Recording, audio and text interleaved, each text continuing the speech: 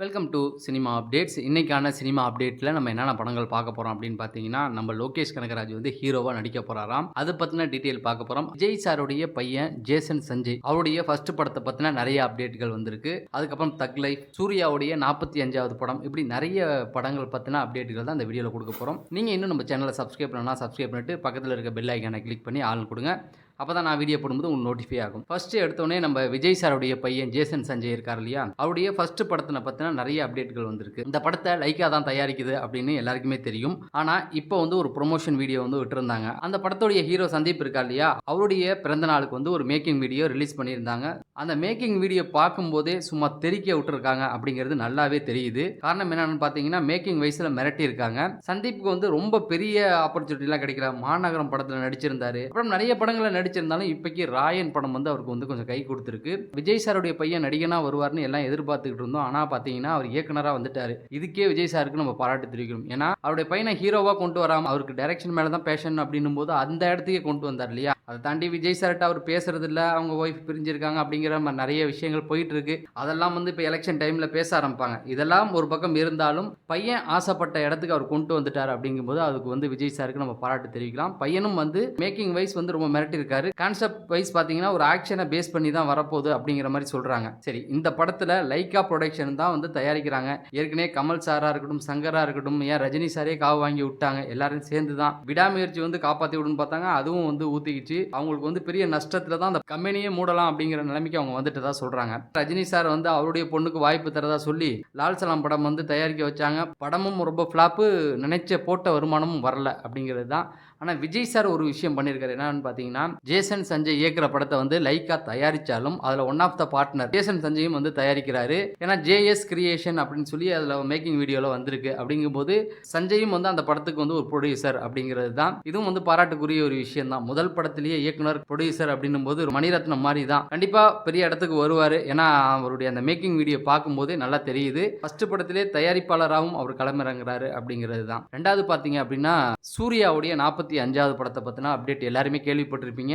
RJ Balaji தான் வந்து அந்த படத்தை இயக்க போறாரு அப்படிங்கிறது எல்லாருக்குமே தெரியும். சரி, ஆர்ஜே பாலாஜி இயக்க போறாரு அப்படின்னா அவர் வந்து காமெடி வித் கமர்ஷியல் அதை வச்சு தான் படம் பண்ணுவார். ஃபர்ஸ்ட் படம் எல்கேஜியில் கொஞ்சம் காமெடி இருந்தது. ஆனால் ரெண்டாவது படம் வந்து அம்மனை வச்சு எடுத்தார் இல்லையா, அதில் வந்து காமெடி இல்லை, கொஞ்சம் கடுப்புகள் தான் இருந்தது. ஆனால் இந்த படத்தில் நிறைய காமெடி இருக்க போகுது அப்படிங்கிற மாதிரியும் செய்திகள் வந்துகிட்டு இருக்கு. இந்த படத்தை வந்து கமர்ஷியலாக தான் கொண்டு போக போறாராம். சூர்யா அவர்கள் வந்து நம்ம ஏற்கனவே பல முறை சொல்லியிருக்கோம், பெரிய பெரிய இயக்குநர்களை நம்பாம திறமைக்கு முக்கியம் கொடுத்து புதிய இயக்குநர்களுக்கு வாய்ப்பு கொடுக்கணும் அப்படின்னு சொல்லி கண்டிப்பா ஆர்ஜே பாலாஜி கொடுத்தது வந்து ஒரு பெரிய விஷயம் தான். ஏன்னா அது பாராட்டியே ஆகணும். ஆர்ஜே பாலாஜி வந்து பெரிய டைரக்டர்னு சொல்ல முடியாது, பெரிய ஹீரோன்னு சொல்ல முடியாது. ரொம்ப தடுமாறி தான் இப்போ வந்துகிட்டு இருக்காரு. அவருடைய டைரக்ஷன்ல வந்து சூர்யா சார் நடிக்கிறது பாராட்டுக்குரிய ஒரு விஷயம். ஆர்ஜே பாலாஜி எப்படியாவது உருட்டி மட்டும் அந்த படத்தை ஹிட் கொடுத்துருவாரு. இப்போ ஏன்னா ரெட்ரோ படமும் வந்து சரியா போகல. இந்த படம் நல்லா போகும்னு எதிர்பார்க்கப்படுது. ஜூலை 3 இந்த படத்தை வந்து ரிலீஸ் பண்றதா இருக்காங்களா. இன்னும் ஒரு 2 மாசம் தான் இருக்கு. படம் வந்து ஷூட்டிங் வேகமா போயிட்டு இருக்கான். சூர்யா 45க்கு வந்து என்ன டைட்டில் வச்சிருக்காங்க அப்படின்னு பார்த்தீங்கன்னா, பேட்டைக்காரன் அப்படின்னு வச்சிருக்காங்க. இந்த பேட்டைக்காரன் அப்படிங்கிற பேரை நம்ம எங்கே கேள்விப்பட்டிருப்போம். ஆடுகாலன் படத்தில் வில்லனுக்கு வந்து பேட்டைக்காரன் தான் பேர் வச்சிருப்பாங்க. ஸோ பேட்டைக்காரன் அப்படின்னும் பொழுது இது வந்து சேவை சண்டையை வச்சு வரப்போகிறது கிடையாது. இது ஒரு கோர்ட்டு வழக்கை வந்து மையமாக வச்சு தான் இதை கொண்டு வர போகிறாங்களாம். அப்படின்னாவே ஒரு மெசேஜ் ஏதோ இருக்க போகுது. ஏன்னா எதற்கும் துணிந்தவன் படத்தில் கூட அவர் வக்கீலாக தான் வருவார். இந்த படத்துலேயும் அவர் வக்கீலாக வர போகிறதா சொல்கிறாங்க.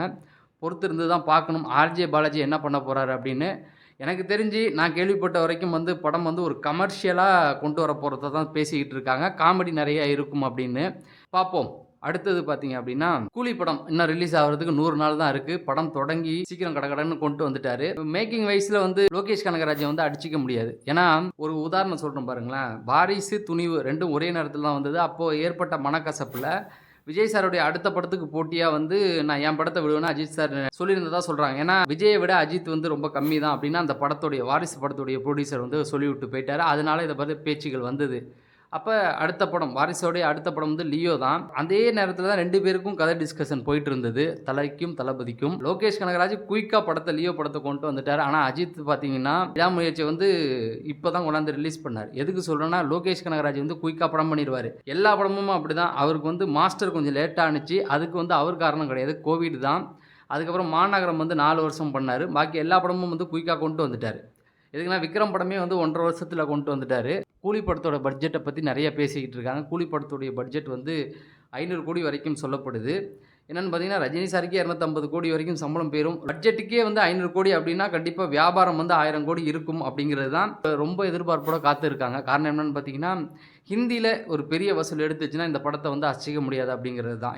ஒரு 300 கோடி, 200 கோடி வந்து அடிச்சிடுச்சுன்னா, கண்டிப்பா இந்த படம் வந்து 1000 கோடிய தொற்றும் அப்படிங்கிறது தான். ஏன்னா, எல்லா மத்த ஹீரோ தெலுங்குலலாம் பார்த்தீங்கன்னா, ஹிந்தியில வச்சு தான் அவங்களுக்கு வியாபாரம் போச்சு. அவங்க ஸ்டேட்லலாம் கிடையாது. ஜெயிலர பொறுத்தவரைக்கும் அந்த 600 கோடியில பெரும்பங்கு வந்து சவுத்லேருந்து வந்துருச்சு. ரொம்ப கம்மியான கவுண்டிங் தான் வந்து ஹிந்தியில. இதுவே ஹிந்தியில ஒரு நல்ல கலெக்ஷன் இருந்ததுன்னா, கண்டிப்பா எங்கேயோ போயிருக்கும். அதுக்காக தான் இந்த படத்துக்கு அமீர் கான கொண்டு வந்திருக்காங்கன்னு நல்லாவே தெரியுது.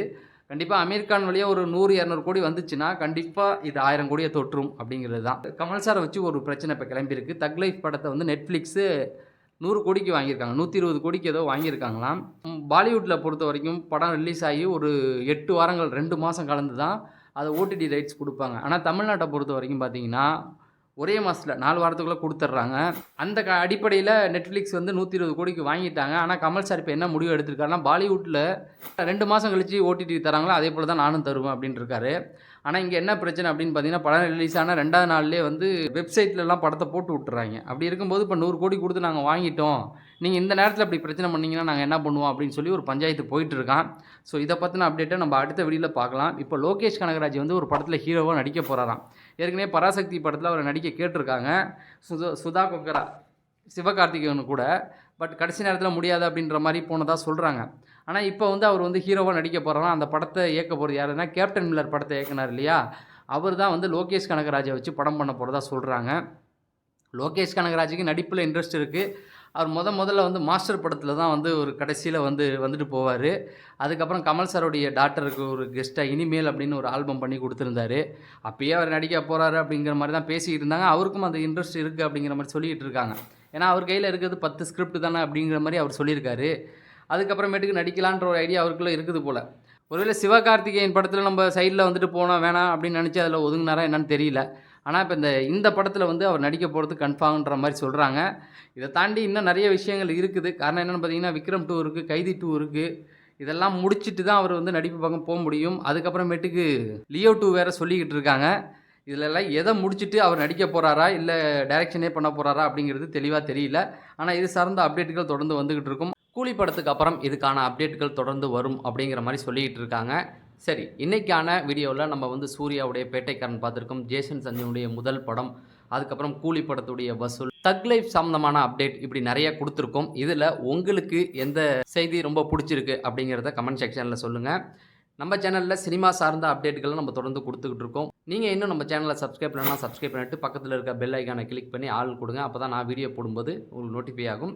நீங்க இந்த வீடியோவ லைக் பண்ணா இன்னும் நெறைய பேருக்கு இந்த வீடியோ சஜெக்ஷன் ஆகும். அதனால கண்டிப்பா ஒரு லைக் தானே, அப்படியே லைக் பட்டன அழுத்தி விட்டுருங்க அப்படின்னு சொல்லி நான் விடைபெறுறேன். நன்றி, வணக்கம்.